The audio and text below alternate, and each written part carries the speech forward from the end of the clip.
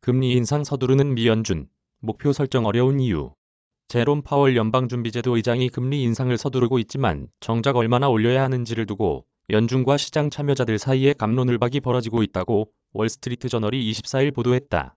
연준이 오는 5월과 6월 기준금리를 각각 0.5%포인트씩 올릴 것으로 예상되는 가운데 파월 의장은 지난주 금리를 중립금리 수준까지 신속하게 올릴 것이며 적절한 판단이라면 긴축 정책이 될 것이라고 밝혔다.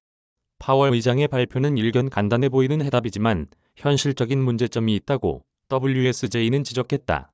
중립금리 혹은 균형금리란 경제가 잠재 성장률을 달성했을 경우 나타나는 금리를 뜻한다. 명목 중립금리에서는 실물 경기에 영향을 미치지 않는 수준에서의 인플레이션이 나타난다.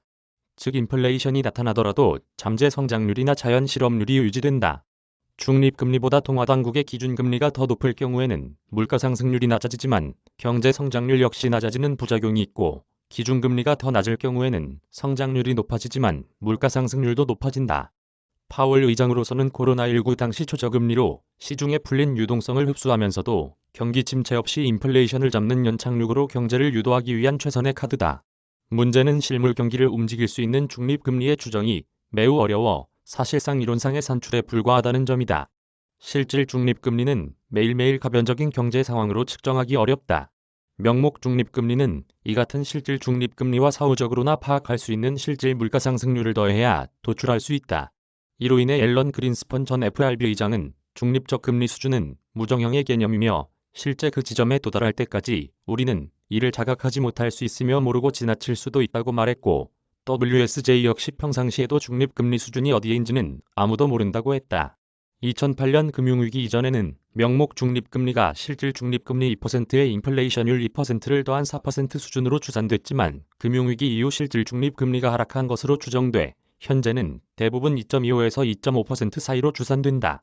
하지만 우크라이나 전쟁으로 인한 공급망 차질과 중국의 코로나19 봉쇄 등으로 인플레이션 압력이 커진다면 명목 중립금리도 상승할 수밖에 없다. 일부에서 올해 안에 중립금리보다 더 높은 수준으로 기준금리를 맞춰야 한다고 주장하는 이유다. 찰스 에반스 시카고 연준 총재는 지난 7일만 하더라도 목표치는 중립금리 수준 안팎이라고 했으나 지난주 중립금리 수준을 넘어서야 할 것으로 예상한다고 전망을 바꿨다.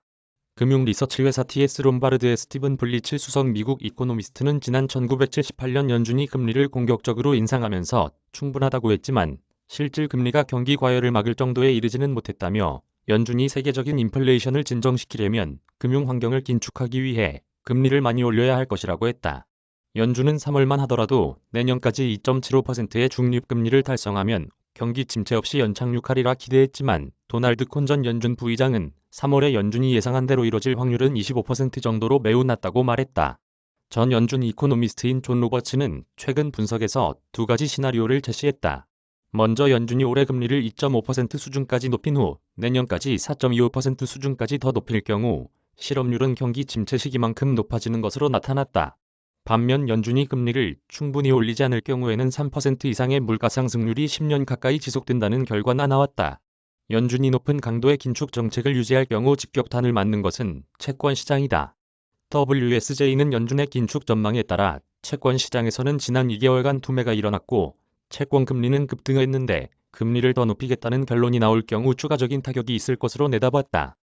카피라이트 조선비즈 앤 조선닷컴